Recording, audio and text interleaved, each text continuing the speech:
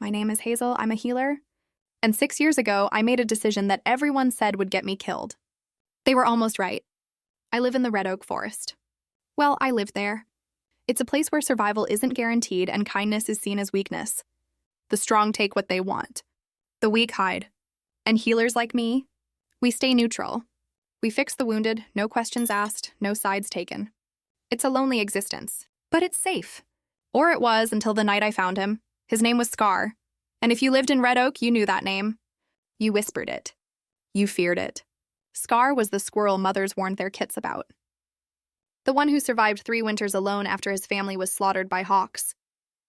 The one who fought off a weasel with nothing but rage and a sharp stone. He didn't live in a nest. He didn't belong to any family group.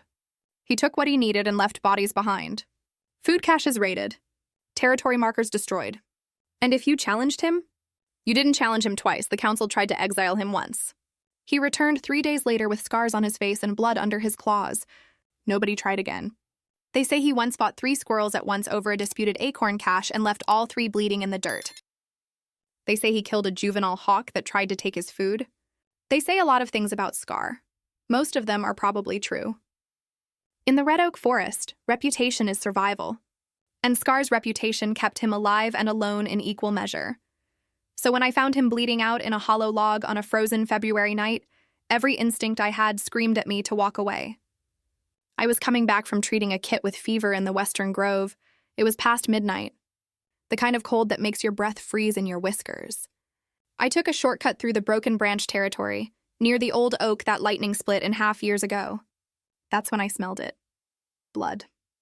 Fresh blood. I should have turned around. But healers don't get to ignore suffering even when we should. It's not just what we do, it's who we are. My mother taught me that before she died.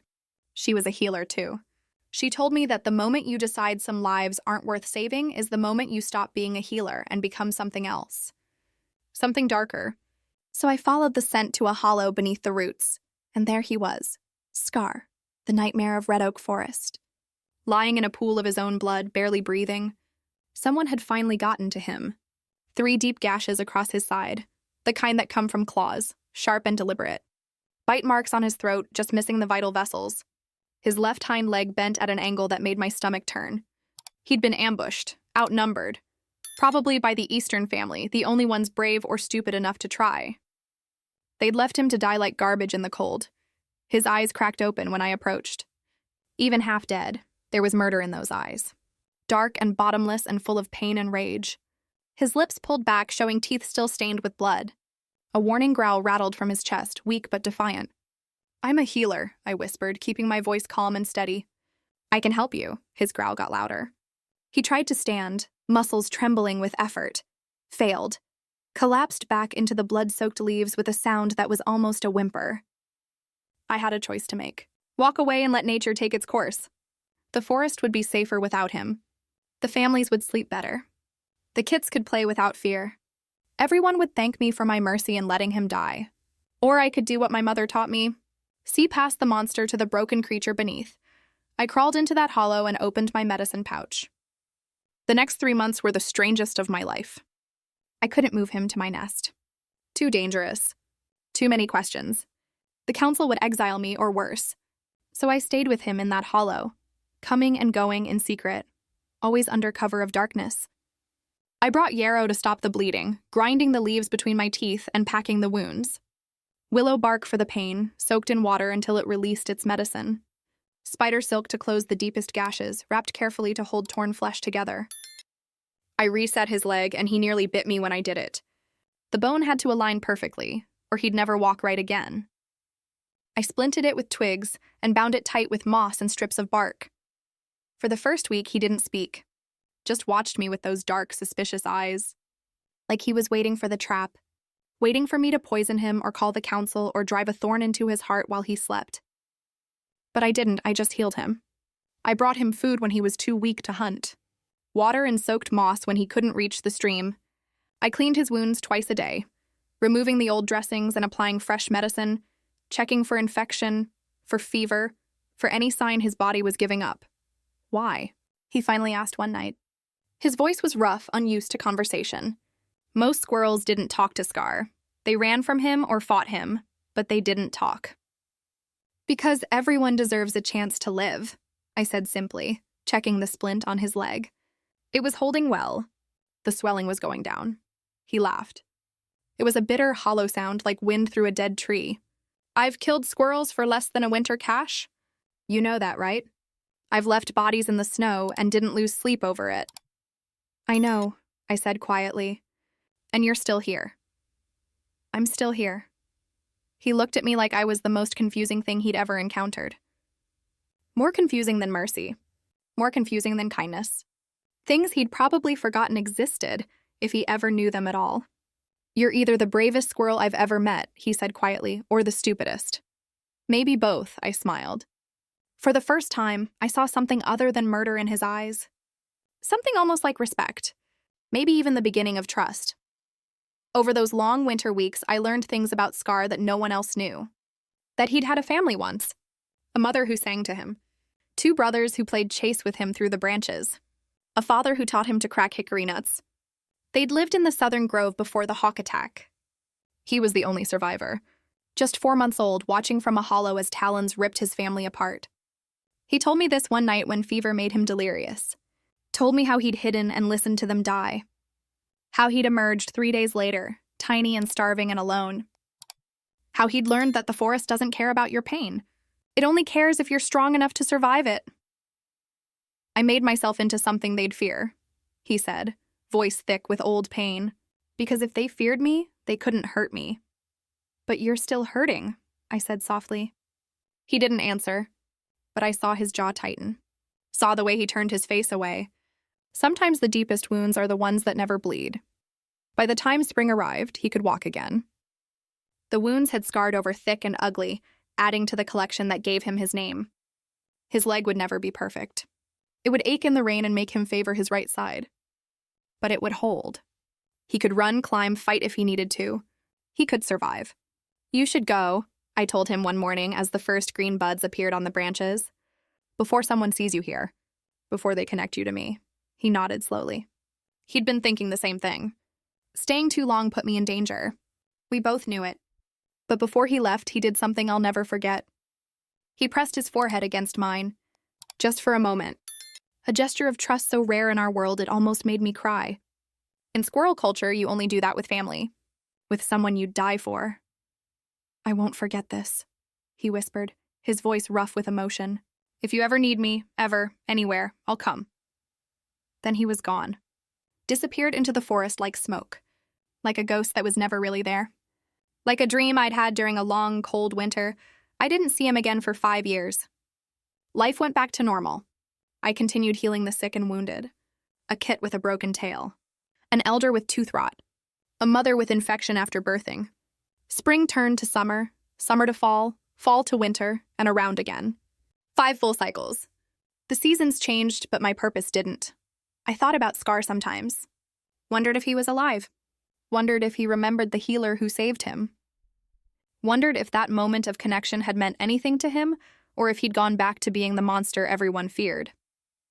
But mostly, I just went about my life, doing what healers do. Saving lives. Asking no questions. Staying neutral in a forest that was anything but, until the day the Northland Gang arrived. They came in late autumn when food was getting scarce and territories were contested. 12 squirrels, battle-hardened and vicious, led by a massive gray called Razor. He had a scar that ran from his ear to his jaw and eyes that held no warmth, no mercy, nothing but cold calculation. They didn't ask permission. They didn't negotiate. They took the Eastern Grove by force. Killed the family that lived there. All 7 of them, from the patriarch to the youngest kit. Hung the bodies from the branches as a warning. As a message, the council did nothing. Too afraid, too weak, too fractured by old disputes to unite against a common threat. The Northland Gang started expanding, taking caches that families had spent all summer gathering, demanding tribute, half of everything you collected, or they'd take it all and your life with it. And anyone who resisted, they made examples of them. Public executions, bodies left to rot. The forest that had been my home became a place of fear. I kept my head down, stayed neutral, healed their wounded just like I healed everyone else. It was the only reason they tolerated me. Razor understood that even conquerors need healers. Infections don't care which side you're on. So I became their medic, hating every moment but knowing it kept me alive, until I made a mistake. A young kit from the Western family came to me with a broken arm. He'd been beaten by one of Razor's enforcers for looking at him wrong. Just a kid. 9 weeks old, barely weaned, crying for his mother. I healed him, setting the tiny bones as gently as I could. But I also told his mother to take her family and run. To leave Red Oak before worse came. Before her kit ended up like the ones hanging in the Eastern Grove, someone overheard. Someone talked. In a forest ruled by fear, loyalty dies first. 2 days later, Razor's gang surrounded my nest at dawn. 6 of them blocking every escape route. I knew what it meant. "You've been spreading dissent, healer," Razor said, his voice cold as December wind. "Telling families to abandon the forest. Encouraging desertion. That's a problem for me." "I was trying to save lives," I said, keeping my voice steady even though my heart was hammering against my ribs. "It's what I do. By undermining my authority?" He stepped closer and I could smell the meat on his breath, see the cruelty in his eyes. "I've built order here. Fear keeps order. And you're teaching them not to fear. I can't allow that. I tried to run. Made it 3 trees before they cornered me on a branch over the ravine. 6 of them spread out in a semicircle. Nowhere to go. 30-foot drop to the rocks and rushing water below. I looked down at those rocks and thought about how quick it would be. How final. Razor approached slowly, enjoying the fear in my eyes. He was a creature who fed on terror, who drew strength from the suffering of others. "Any last words, healer?" I closed my eyes. Thought about my mother, wondering if I'd see her again wherever healers go when they die. About the kits I'd saved, hoping they'd remember kindness exists. About a scarred squirrel I'd healed in a hollow 5 years ago, wondering if he'd kept his promise, or if it had just been words spoken in gratitude and forgotten in freedom. I wondered if he'd even remember. Then the screech split the air, high and sharp and filled with rage so pure it made the morning birds fall silent. Scar exploded from the tree line like a demon from a nightmare. Like vengeance given fur and claws and terrible purpose. He hit the first gang member before they could react, sending him tumbling off the branch with a scream that ended abruptly on the rocks below. The second tried to fight back, turning with claws extended. Scar's teeth found his throat. The third ran. Smart. The fourth froze in terror. Not smart. Scar showed him no mercy. Razor spun to face him, recognition dawning in his eyes. He'd heard the stories. Everyone had. You're supposed to be dead. The Eastern family said they killed you years ago. People keep saying that, Scar growled, circling with the fluid grace of a predator in his element. I keep proving them wrong. He launched himself at Razor. They collided in a blur of fur and claws and violence. Razor was bigger, younger, stronger. He'd killed more squirrels than most had met. But Scar fought like something that had nothing left to lose and everything to protect. Fought like someone paying a debt. Fought like someone who'd promised. They went over the edge together, locked in combat, falling toward the rocks. I screamed. Rushed to the edge. Looked down, expecting to see 2 broken bodies. Scar had caught a root 15 feet down, claws dug deep into the bark. Razor hadn't been so lucky. His body lay twisted on the rocks below, the water already running red around him. The remaining gang members looked at each other. Looked at Scar pulling himself back up the cliff face, blood dripping from a dozen wounds but eyes still blazing with fury and purpose. They ran, scattered into the forest like leaves in a storm. Without Razor, they were nothing. Just cowards who'd hidden behind a monster. I helped Scar back to my nest. Cleaned his wounds with trembling paws. Bandaged him with spider silk and yarrow, the same medicine I'd used 5 years ago. My paws remembered the routine. Some things you never forget. "You came," I whispered, still shaking from adrenaline and fear and relief. "After 5 years, you came." "I told you I would," he said simply, wincing as I cleaned a deep gash on his shoulder. "You saved my life when no one else would. When the whole forest wanted me dead, you saw something worth saving. You saw past the monster to whatever was left underneath. The least I could do was return the favor." "You're not a monster," I said firmly. He smiled, sad and tired and grateful. "Maybe not anymore. Maybe you healed more than just my body that winter. Maybe you reminded me that I used to be someone's son, someone's brother, that I didn't have to be what pain made me." He stayed for 3 days, just long enough to recover, just long enough to make sure the forest knew. The healer was under protection. Toucher and Scar would come. And Scar always kept his promises. Word spread fast. The Northland Gang never returned. The families came back. Life slowly returned to normal. But something had changed.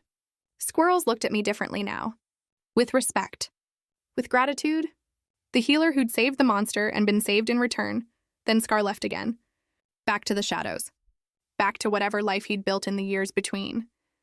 But sometimes, on quiet nights when the moon is full and the forest is silver, I see him watching from the distant branches. Making sure I'm safe. Making sure the forest remembers. Making sure no one ever forgets that the healer has a guardian.